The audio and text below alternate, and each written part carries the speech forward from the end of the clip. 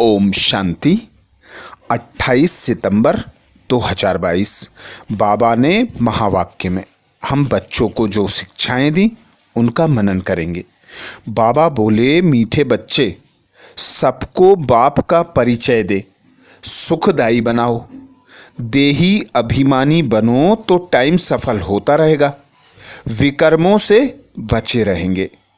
बाबा समझाते, मीठे बच्चे, सबको बाप का परिचय दे, सुखदायी बनाओ, देही अभिमानी बनो तो टाइम सफल होता रहेगा, विकर्मों से बचे रहेंगे। अर्थात बाबा संगम युग पर आते हैं।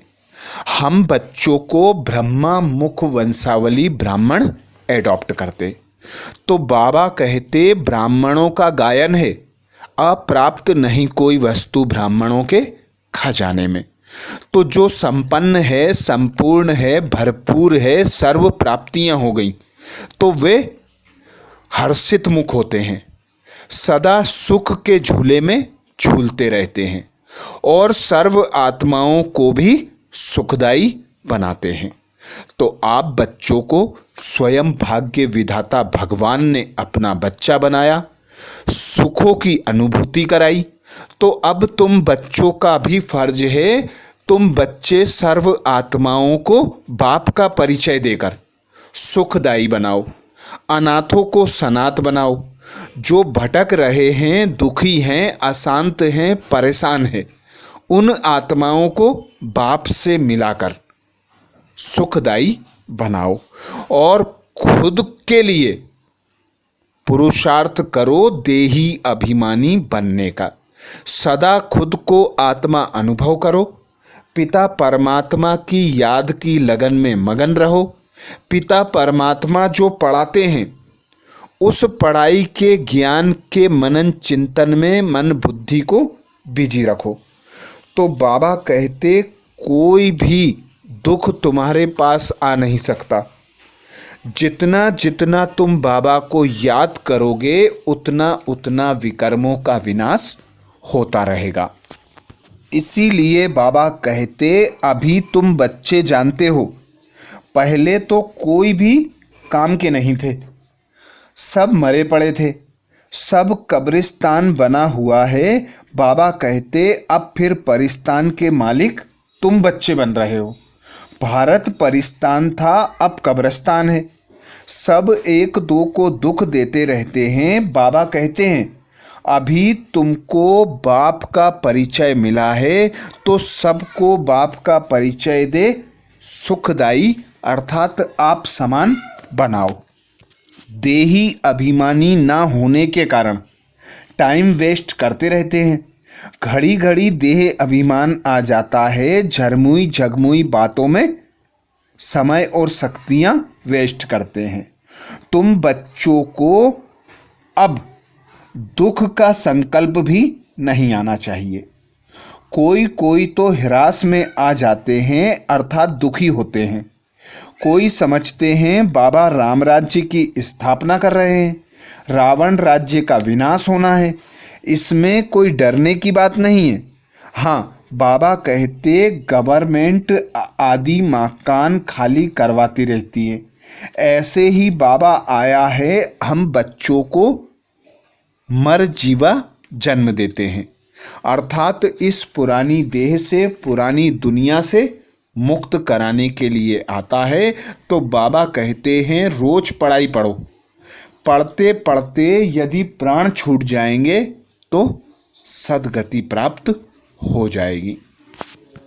प्रश्न किया बाबा ने, जिन बच्चों की बुद्धि को माया ताला लगा देती है उनके मुख से कौन से बोल निकलते हैं? जिन बच्चों की बुद्धि को माया ताला लगा देती है उनके मुख से कौन से बोल निकलते हैं? उत्तर में बाबा समझाते, उनके मुख से सदा यही बोल निकलते कि हमारा तो डायरेक्ट कनेक्शन शिव बाबा से है। संग दोष में आने के कारण मूढ़ बुद्धि हो जाते हैं, अर्थात पत्थर बुद्धि बन जाते हैं, सतगुरु का निंदक बन पड़ते हैं। जब कोई कहते हमारा डायरेक्ट कनेक्शन है तो उन्हें मुरली भी प्रेरणा से सुननी चाहिए। ऐसे निंदक बच्चे ठोर नहीं पाते, उनकी बुद्धि को माया ताला लगा देती है। अर्थात बाबा कहते बच्चे नंबरवार पुरुषार्थ अनुसार पद पाते हैं, जिनमें कुछ बच्चे तो ऐसे हैं जो कहते हैं हमारा कनेक्शन डायरेक्ट शिव बाबा से है, अर्थात देह अभिमान में आ जाते हैं। बाबा कहते मैं तुम बच्चों को वर्षा देता हूँ ब्रह्मा तन के द्वारा। तो जब ब्रह्मा को नहीं जानते, ब्रह्मा से कनेक्शन नहीं रखते, तो वर्षा कैसे लेंगे? बाबा ब्रह्मा तन का आधार लेकर मुरली सुनाते हैं। तो बाबा कहते अब मुरली बच्चे कैसे सुनेंगे जब ब्रह्मा को नहीं मानते? तो प्रेरणा से मुरली सुने। फिर कभी कभी तो बाबा कहते मुरली सुनना भी बंद कर देते हैं। माया का वार अच्छे अच्छे बच्चों पर भी हो जाता है। कोई तो ऐसे मूर्ख बन जाते हैं कि हमारा डायरेक्ट कनेक्शन शिव बाबा से है। बाबा कहते सदगुरु के निंदक बन पड़ते हैं। गुरु ब्रह्मा कहते हैं तो ब्रह्मा गुरु हुआ ना। तुम भी माता गुरु बनती हो, सतगुरु द्वारा ही बने हो। तो बाबा कहते तुम ब्राह्मण ब्राह्मणियां बने हो, तुम्हारी है यह रूहानी यात्रा। माया किसकी बुद्धि को ताला लगा देती है, फिर उल्टा सुल्टा बोलते रहते हैं, टाइम वेस्ट करते हैं। आगे बाबा कहते तुम नास्तिक शूद्र थे, अब ब्राह्मण आस्तिक बने हो। बाप परिचय देते हैं कि मैं क्या पार्ट बजाता हूँ। कोई भी बाप का परिचय दे ना सके। बाप का पार्ट क्या है समझा? बाबा कहते बाप का पार्ट क्या है कोई भी समझा ना सके। तुम भी नंबरवार समझते हो। देही अभिमानी होने के कारण अवस्था अच्छी रहती है। देह अभिमान में आकर फिर झरमुई झगमुई करते रहते हैं, इसलिए ऊंच पद पा ना सकें, ना विकर्म विनाश हो सके। बाबा समझाते हैं अच्छा है जीते जी मरने का अर्थ सहज है। तुम जीते जी मरे हुए हो, अपने को आत्मा समझ बाप को याद करते हो। तुम्हारी आत्मा 84 जन्मों का पार्ट बजाती है। अब यह तुम जान गए हो। बाप को पतित पावन कहते हैं। बाबा कहते हैं अब तुम बाप को जान गए हो कि ज्ञान का सागर पतित पावन है। आदि मध्य अंत की नॉलेज देते हैं। भारत पावन था, अभी फिर बाबा आकर उसे पावन बनाते हैं। बाबा कहते अभी वह देवता धर्म है नहीं, अनेक अधर्म है। अब फिर बाप आकर वही सतयुगी देवी देवताओं का धर्म स्थापन करते हैं। प्रजापिता ब्रह्मा मुख वंशावली बच्चे जो ब्राह्मण ब्राह्मणियां कहलाते हैं, आत्मा रूप में आपस में भाई भाई हैं।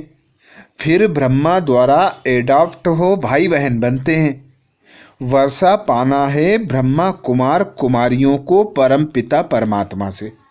शिव बाबा अपने बच्चों आत्माओं को कहते हैं अब देही अभिमानी व आत्म अभिमानी भव, और तुम अपने बेहद के बाप को याद करो, जो इस योग अग्नि व याद द्वारा सिर पर विकर्मों का बोझा है।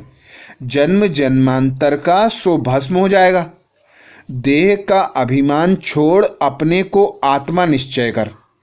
बेहद के बाप मुझ परम पिता परमात्मा को याद करो। बाबा कहते तो तुम पवित्र सतो प्रधान बन जाएंगे। इसीलिए बाबा समझाते तुम इस समय सर्वोत्तम ब्रह्मा मुख वंशावली ब्राह्मण कुलभूषण हो। देवीय कुल से भी उत्तम कुल है, क्योंकि तुम ईश्वरीय कुल में हो। भारत 5000 वर्ष पहले स्वर्ग श्रेष्ठाचारी बैकुंठ देवी देवताओं का स्वराज्य था। अब तुम सूर्यवंशी देवी देवता, बाबा कहते तब तुम सूर्यवंशी देवी देवता धर्म के थे, फिर क्षत्रिय वैश्य शूद्र बने, अब प्रजापिता ब्रह्मा द्वारा ब्राह्मण बने हो। इसे 84 जन्मों का चक्र कहा जाता है। सब तो 84 का चक्र नहीं लगाते, पीछे पीछे अनेक धर्म मठ पंथ आदि आते रहते हैं। तो बाबा कहते अब एक बाप को याद करो, पूरा पूरा बाप पर निश्चय बुद्धि होकर रोज पढ़ाई पढ़ो और बाबा की याद से विकर्म विनाश करो और सभी को बाप का परिचय देते जाओ। बाबा कहते बच्चों ने ज्ञान सुना और वर्षा मिला। एक तो बाप को, दूसरा सृष्टि चक्र को याद करना है और कोई बाबा तकलीफ नहीं देते। बाबा जानते हैं कि बच्चों ने भक्ति मार्ग में बहुत तकलीफ देखी है, अभी और क्या तकलीफ बच्चों को देंगे। जितना भक्ति में मेहनत उतना यहाँ चुप रहना है, जितना योग में रहेंगे उतना विकर्म विनाश होंगे। कहते हैं ना, त्वमेव माताश्च पिता त्वमेव, त्वमेव बंधुश्च सखा त्वमेव। तो सर्व संबंध एक बाप से अनुभव करना है, सर्व प्राप्तियां करना है। तो बाबा कहते सदा सुखी रहोगे, हर्षित मुख रहोगे। ऐसे ही तुम बच्चों को औरों को भी बनाना है। आज बाबा ने हम बच्चों को वरदान दिया। वरदान में बाबा कहते मास्टर दाता भाव, विश्व कल्याणकारी बन, अशांत आत्माओं को शांति का दान देने वाले। मास्टर दाता भाव। दुनिया में हंगामा तो और झगड़े हो रहे हैं। बाबा कहते दुनिया में हंगामा हो, झगड़े हो, चाहे अशांति हो, आप मास्टर शांति का सागर बन सबको शांति देते जाओ।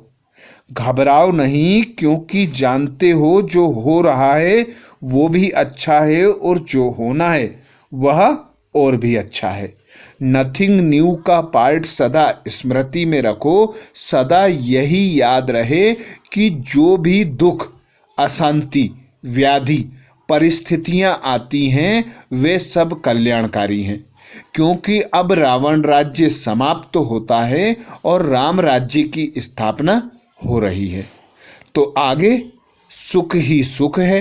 अभी बाबा हम बच्चों को अपने दिल तख्त पर बिठाते हैं, ड्रामा की सारी नॉलेज देते हैं, जिस पर जो बच्चा जितना जितना निश्चय बुद्धि होता है उतना सर्व परिस्थितियों से खुद को उपराम रखता है, अचल अडोल रहता है, सुख शांति आनंद प्रेम पवित्रता की अनुभूति करता है। तो बाबा कहते तुम दाता के बच्चे मास्टर दाता हो, सर्व को कुछ न कुछ देते जाओ, तभी बाबा कहते तुम संपन्न संपूर्ण बनोगे। बाबा कहते विकारों के वशीभूत मनुष्य तो लड़ते ही रहेंगे, उनका काम ही यह है, लेकिन आप विश्व कल्याणकारी आत्माएं सदा मास्टर दाता बन शांति का दान देते रहो, यही आपकी सेवा है। बाबा सुख का सागर, शांति का सागर, हम बच्चों को अपने घर शांति धाम का पता बताता है, स्वयं का नॉलेज देता है। तो हम बच्चे भी खुद को आत्मा निराकार अनुभव कर शांति की अनुभूति करते हैं।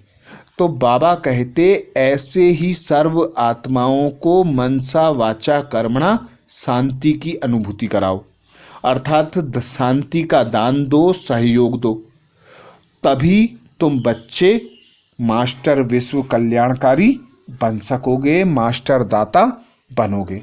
स्लोगन में बाबा कहते अपनी सर्व प्राप्तियों को सामने रखो तो कमजोरियां सहज समाप्त हो जाएंगी।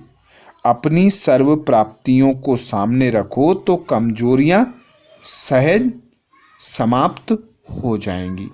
जब हम बाबा के बनते हैं तो बाबा हमें नॉलेज देते हैं, तुम आत्मा सतोगुणी हो, तुम आत्मा 16 कला संपूर्ण सर्वगुण संपन्न हो। तो जब बाबा बताते, बाबा स्मृति कराते, तो हम संपूर्ण संपन्न बन जाते, निश्चय बुद्धि होकर सर्व प्राप्तियों की अनुभूति करते। तो सर्व प्राप्तियां जब हम सामने रखते हैं तो फिर बाबा कहते सब कमजोरियां स्वतः और सहज समाप्त हो जाती हैं। तो ये थे बाबा के महावाक्य। अच्छा, ओम शांति।